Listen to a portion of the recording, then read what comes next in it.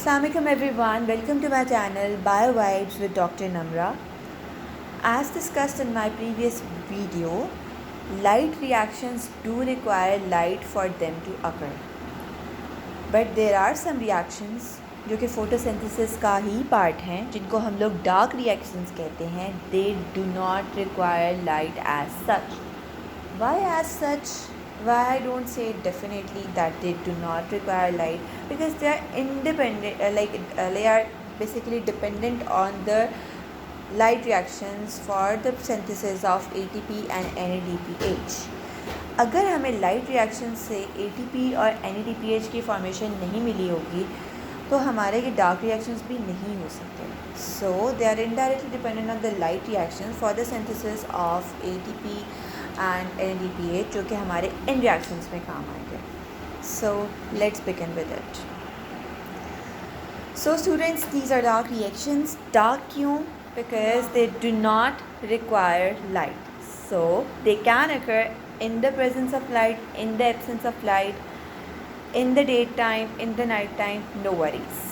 So इनका ही एक दूसरा नाम है Calvin cycle. Why Calvin cycle? Because these reactions were discovered by Melvin Calvin and his colleagues in the University of California, and he was awarded Nobel Prize in 1961 if I'm not wrong. इन्हीं का एक अलग नाम है C3 pathway. क्यों कहते हैं C3 pathway, ये हम थोड़ा सा वीडियो में आगे जाकर देखेंगे. सो रिएक्शंस हो तो रहे हैं, प्लांट सेल में हो रहे हैं, ये भी पता चल गया, लेकिन exactly where they occur. So the location of these dark reactions is stroma of chloroplast. What is going to be the product of these reactions? क्यों हो रहे हैं, हमें क्या चाहिए, इतनी मेहनत करने की ज़रूरत क्या है? Why these complex things are occurring? So yes, we need glucose, we need carbohydrate. Glucose कहते रहते थे ग्लूकोज बनाते हैं, but what exactly is forming एक कार्बोहाइड्रेट का मॉलिक्यूल. कौन सा मॉलिक्यूल है हम आगे इस वीडियो में डिस्कस करेंगे. So these reactions occur in the form of a cycle, so they are appropriately known as Calvin cycle. Calvin मैंने पहले बताया, साइंटिस्ट का नाम है मेल्विन कैल्विन, जिसके नाम पर ही ये साइकिल का नाम दे दिया गया है. कार्बन डाइऑक्साइड का मॉलिक्यूल, इससे पहले कि ये रुबिस्को बिसफॉस्फेट से इनके साथ मिलकर इस साइकिल में इनकॉर्पोरेट हो, let me tell you dark reaction के 3 फेजेस हैं. नंबर 1 इज़ कार्बन फिक्सेशन, जहाँ ये एटमॉस्फेरिक कार्बन डाइऑक्साइड फिक्स होने जा रहा है. नेक्स्ट फेज़ इज़ रिडक्शन, जहाँ कुछ रिडक्शन होने जा रही है. कैसे होगी हम लोग आगे डिस्कस करेंगे. Third phase is regeneration of carbon dioxide acceptor Rubisco bisphosphate. ये भी थोड़ा सा कॉम्प्लिकेटेड लग रहा है, लेकिन आगे डिस्कस करेंगे, होपफुली ये भी ईजी हो जाएगा. सो let's begin with the cycle. Carbon dioxide का मॉलिक्यूल एटमॉस्फेयर से आया और एक 5 कार्बन कंपाउंड जिसका नाम है रुबिलोज बिसफॉस्फेट, राइट. ये एक 5 कार्बन कंपाउंड था, उसके साथ एक और 1 कार्बन कंपाउंड आएगा, रिएक्ट करेगा और एक 6 कार्बन कंपाउंड बनाता है. वो 6 कार्बन कंपाउंड इतना अनस्टेबल होता है कि वो उसी वक्त ब्रेक हो जाता है और एक 3 कार्बन कंपाउंड बनाता है, जिसका नाम है फॉस्फोग्लिसरेट, 3 फॉस्फोग्लिसरेट, राइट. ये 3 फॉस्फोग्लिसरेट जो कि एक 3 कार्बन कंपाउंड है, in the presence of ATP से फॉस्फेट एक्सेप्ट करता है और 1,3 बिस फॉस्फोग्लिसरेट बना देता है, राइट. पहले था एक 1 carbon compound 5 carbon compound ribulose bisphosphate के साथ रिएक्ट करेगा और एक 6 कार्बन कंपाउंड बनाएगा जो कि वेरी अनस्टेबल होगा. इमीडिएटली 3 कार्बन कंपाउंड्स 2 बना देगा और उनका नाम है 3 फॉस्फोग्लिसरेट. इस स्टेज पर ATP जो कि हमने लाइट रिएक्शन से लिया था, जो जिसकी वजह से हम इन रिएक्शंस को कहते हैं they are dependent on the light reactions. अगर ये प्रोडक्ट्स नहीं बने हुए तो हमारा डार्क रिएक्शंस नहीं चल सकते. वो ATP हमें जो मिले हैं वो बेसिकली अपने फॉस्फेट ग्रुप इनको दे देंगे, फॉस्फोराइलेशन करेंगे 3 फॉस्फोग्लिसरेट। यहाँ पर इसकी सिर्फ थर्ड पोजीशन पे फॉस्फेट लगा हुआ है। जो नेक्स्ट प्रोडक्ट है वो बन जाएगा 1,3 bis phosphoglycerate, 2 phosphates are attach. जो एक एडिशनल फॉस्फेट है वो हम ATP से ले चुके हैं, तो बना है 1,3 bis phosphoglycerate. In the very next step एक और product of light reactions NADPH as discussed earlier, वो भी हम लाइट रिएक्शन से लेते हैं।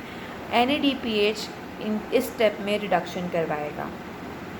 NADPH जब इस स्टेप में रिडक्शन करवाएगा तो वो अपने इस रिएक्शन में जो नेक्स्ट स्टेप है वो बनेगा glyceraldehyde 3 phosphate.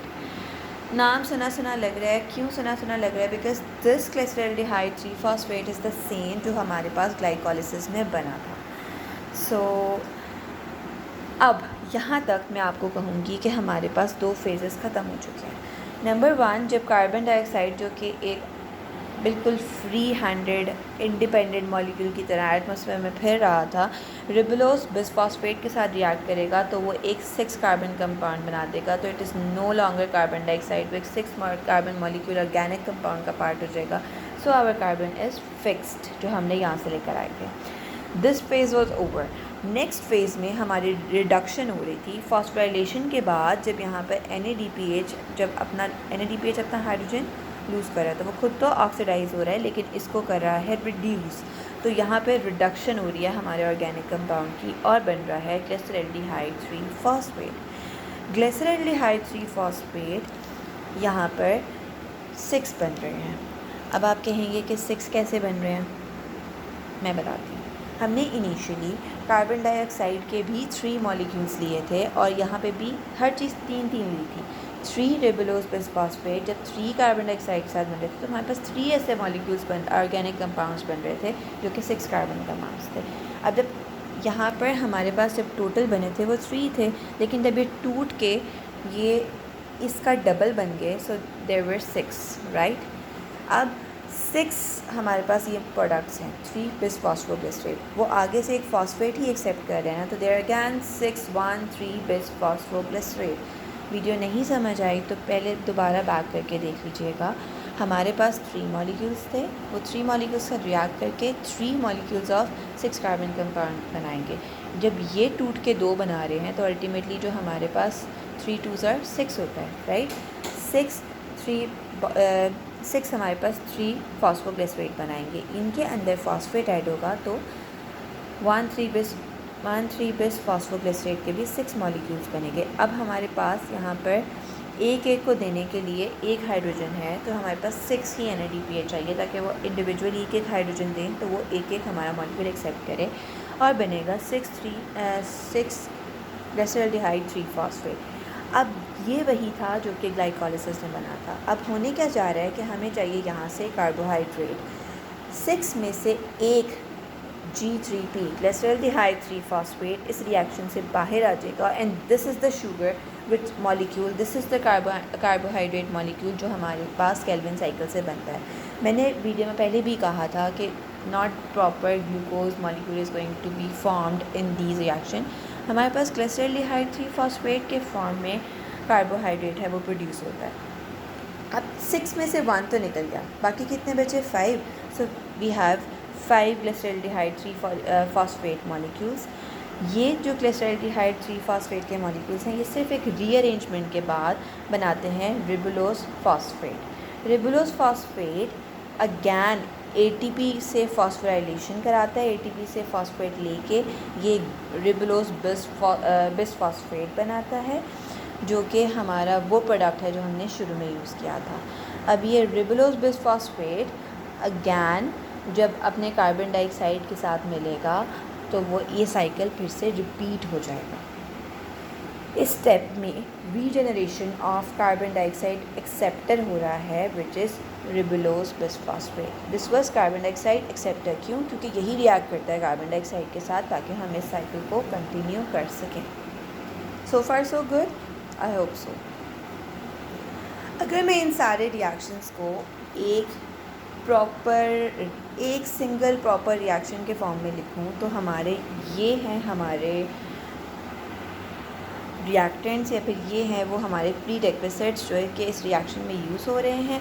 These are the products of the reaction. How 3 carbon dioxide के मॉलिक्यूल्स हमें चाहिए थे, इसके लिए 3 NADPH मॉलिक्यूल्स, हमने यहाँ पर 6 तो यहाँ पर 6 NADPH के मॉलिक्यूल्स की ही रिक्वायरमेंट थी और 9 ATP। बाय 9 बिकॉज 6 हमने यहाँ पे यूज़ कर लिया और 3 हमने यहाँ पे यूज़ कर लिया, so we need 9 ATP molecules. So after this reaction जो हमारे प्रोडक्ट्स हैं वो एक कार्बोहाइड्रेट का मॉलिक्यूल है जो कि इससे फर्दर रिएक्शंस करके सिंथेसाइज होने जा रहा है। अपार्ट फ्रॉम दिस हमने 6 NADPH दिए थे जिन्होंने अपने हाइड्रोजन दे दिए थे, तो फिर 6 NADP बनाए थे, यहाँ पर भी नज़र आ रहा है।